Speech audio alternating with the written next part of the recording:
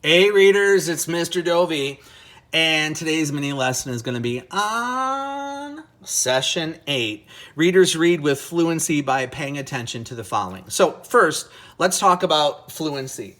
Fluency is when readers are reading accurately, which means they're getting the words pretty much correct as they're reading.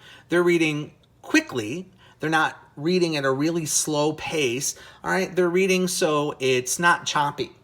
And readers read with expression, all right? So no one wants to listen to someone who's boring reading a story, all right? Now, let's talk about the following things. Characters' feelings. We all know how important they are to the story.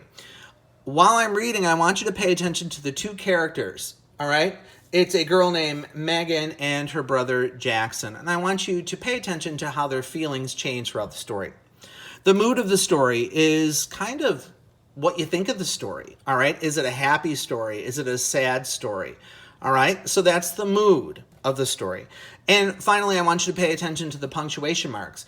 While I'm reading, I want you to see how I pause or stop before I start the new sentence. All right, here we go. Story's title again is Relaxation at the Beach.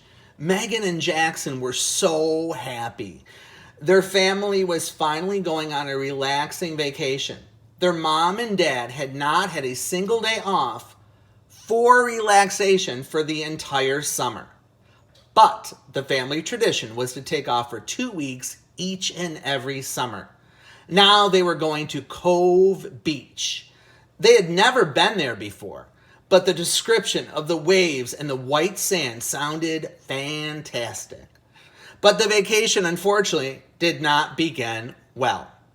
Mom kept getting calls and texts from her work, and it was creating a lot of tension within the family. But Mom said she was going to reject any more calls from work. We asked if rejection was even an option. Mom said it was, and it was fine. She said nothing was going to stop our family tradition. When we got to the beach house, it was so big it reminded me of a mansion. We went surfing and even found a horse stable that let us rent horses to ride on the beach. It was the best vacation ever.